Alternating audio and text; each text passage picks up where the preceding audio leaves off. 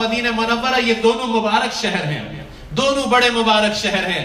اس کے فضائل معلوم کرو. مکہ کتنا مبارک شہر، مدینہ منورہ کتنا مبارک شہر ہے. ایک بات عرض کرتا ہوں معذرت کے ساتھ، برا مت لگانا دوستوں، ان دونوں مبارک حرم کی اس وقت آنے والا حاجی انتہائی بے ادبی کر رہا ہے، انتہائی بے ادبی کر رہا ہے. میں ہاتھ جوڑتا ہوں، تم زیادہ عمل نہ کر سکو کوئی بات نہیں، لیکن ان دونوں حرم کی بے ادبی سے بچو. اس حرم کا حال دیکھو ہم نے کیا کر دیا ہے. لوگ مجھ سے پوچھتے ہیں وہ کیا ہوا تھا، کرن حادثہ کیسے ہوا تھا، مینا میں حادثہ کیسے ہوا تھا، وہ 2 سال پہلے مدینہ شریف میں کیا ہوا تھا. میں نے کہا وہ جو کچھ ہوا تھا وہ ہماری بے ادبی اور گستاخی کی وجہ سے ہوا تھا. ہم یہاں آ کر کیا کر رہے ہیں دوستو؟ میں عرض کرتا ہوں بمبئی کا مسلمان، ہندوستان کا مسلمان جتنا اپنے ملک کی مسجد کا ادب کرتا ہے اتنا بھی ان دونوں حرم کا ادب نہیں کرتا. کیا حال بنایا حرم کو، جا کر دیکھو. فوٹو اسٹوڈیو بنا دیا ہے، ایک کھڑا ہوتا ہے دوسری فوٹو نکالتا ہے، دوسرا کھڑا ہوتا ہے تیسرا فوٹو نکالتا ہے. اب تو گروپ فوٹو لی جا رہی ہے. میں پرسوں بیٹھا تھا مطاف میں، 3 بج رہے رات کے، لوگ تہجد میں اور تلاوت میں مصروف ہیں اور گروپ فوٹو لی جا رہی ہے. اور جب فلیش آ رہا ہے ان پر کیمرے کے ذریعے باقاعدہ، تو سارے لوگ ہنس رہے ہیں اور تھم بتا رہے ہیں اور چیخ رہے ہیں. کس قدر حرم کی بے حرمتی اور بے ادبی کی جا رہی ہے. یہ جگہ فوٹو لینے کی ہے میرے بھائی. مقام ابراہیم پر دیکھا لڑکیوں کو، بچیاں میری بہنیں سیلفی لے رہی ہیں، سیلفی اسٹک کے ساتھ فوٹو لی جا رہی ہے. حرم کی حرمت کو کس قدر پامال کیا جا رہا ہے. یہاں تو تمہاری سانسیں رک جانا چاہیے. یہ اول بیت ہے، یہ اللہ کا گھر ہے، یہ بے ادبی اور گستاخی کی جگہ نہیں ہے دوستو.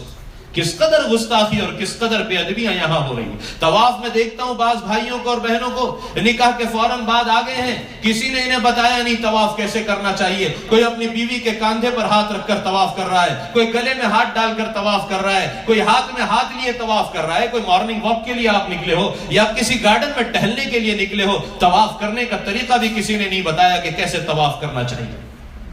اس قدر بے ادبی ہے، اس قدر جسارت ہے. انہوں نے پچھلے 2-3 سال سے کرسیاں رکھنا شروع کی ہے. یہ ضعیفوں کے لیے رکھی ہے جو اپنے بمبئی کی مسجدوں میں، ہندوستان کی مسجدوں میں بھی نیچے نہیں بیٹھ سکتے، اپنے گھروں میں بھی نیچے نہیں بیٹھ سکتے، مجبور ہیں وہ کرسیوں پر بیٹھنے کے لیے. ان کے لیے انہوں نے کرسیاں رکھی. ہمارا جوان بھی دھڑلے سے کرسیاں استعمال کر رہا ہے. پورے حرم کو، پورے مطاف کو یعنی اسٹیڈیم بنا کر رکھ دیا ہے. ہر کس و ناقص کرسی پر بیٹھا ہے. کیا حال ہے؟ پیچھے بیٹھنے والے کو بیت اللہ نظر نہیں آ رہا. نوجوان کو دیکھا کرسی پر بیٹھا، پیر پر پیر چڑھائے. اپنے دوست کو کہا یہاں بیٹھو، وہ بھی کرسی پر بیٹھ گیا. اور باتیں چل رہی ہے دنیا کی، یہاں کی، وہاں کی، لایا نہیں، حرم میں بیٹھ کر ہو رہی ہے.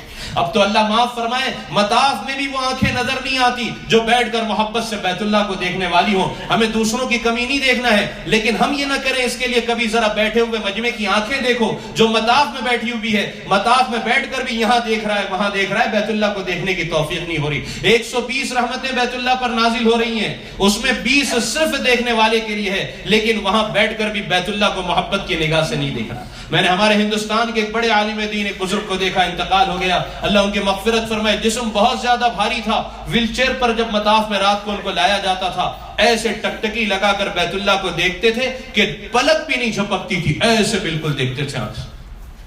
اب تو آنکھیں بھی نظر نہیں آتی کہ جو بیت اللہ کو، یہ میرے رب کا گھر ہے. محبت کے ساتھ کچھ دیر بیت اللہ، میں آپ سے کہوں ہم میں سے کتنے ہیں جنہوں نے 15 منٹ بالکل نظر لگا کر بیت اللہ کو دیکھا؟ نہ ہم اپنے بچوں کی عادت ہم خود ہی نہیں کرتے. میں نے اپنے بیٹے سے کہا 2 مہینہ پہلے، دیکھ بیٹا اگر 10 منٹ تک کنٹینیو تو نے دیکھا نا بیت اللہ کو محبت سے، تجھے فلاں گفٹ دوں گا. اس نے موبائل پر الارم لگائی، وہ دیکھنے لگا. میں نے کہا دیکھ گفٹ کے لیے مت دیکھنا، اللہ کا گھر ہے اس لیے اب ہم خود ہی نہیں دیکھتے. ہم اپنے بچوں کو کیا کہ توفیق ہی نہیں کہ بیت اللہ کو، اللہ کے گھر کو محبت کے سے دیکھ لیں. اب تو ایسا تماشا ہوا ہے میرے بھائیوں کہ اذان ہوتی ہے تو ہم کلوک ٹاور کو دیکھتے ہیں، اس سے نکلنے والی لائٹ کو دیکھتے ہیں.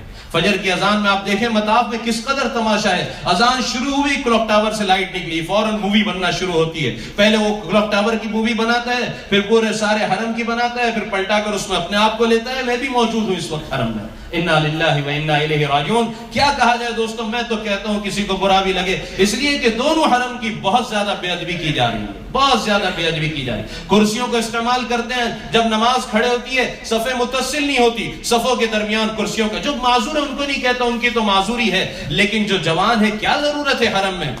فوٹو اس قدر، موبائل کے کیمروں کا اس قدر مس یوز ہے کہ سب سے زیادہ اگر کہیں مووی بن رہی ہے تو یہاں بن رہی ہے. انا للہ و انا الیہ راجعون. مسجد نبوی کے ادب کی بے ادبی کا یہ حال ہے. मवाज शरीफ पर सरकार को सलाम अर्ज करने हाजिर हो रहे हैं, किसी ने बताया नहीं सलाम कैसे अर्ज करना, किसी ने बताया नहीं सलाम कैसे अर्ज करना। 80% मजमा इस कदर बेअदबी और गुस्ताखी के साथ सलातो सलाम अर्ज करने हाजिर होता है कि खलेजा हलक को आ जाता है कि किसी ने इसको बताया नहीं सरकार के रोजे पर कैसे हाजिर होना है। मैं आपको बताऊं, और इसलिए बताऊं कि हम ये गलती नहीं करें, एक बड़ा मजमा इस तरह सलाम अर्ज करने हिंदुस्तान पाकिस्तान का आता है, एक हाथ में चप्पल होते हैं और दूसरे हाथ से मूवी बना रहा होता है। एक हाथ में चप्पल पकड़े हैं और दूसरे हाथ से मूवी बन रही है और सरकार के रोजे पर सलाम अर्ज करने आया है। इन्ना लिल्लाहि व इन्ना इलैहि राजिऊन। कोई जगह ना मिली जहां चप्पल रख देता, ये जगह है मूवी बनाने की, ये तो वो जगह है जहां जुनैद और बायजीद की सांसें रुक जाया करती हैं। अदब की वजह से सांस रुक जानी चाहिए। इस कदर गुस्ताखी और बेअदबी की यहां भी मूवी बना रहे हो।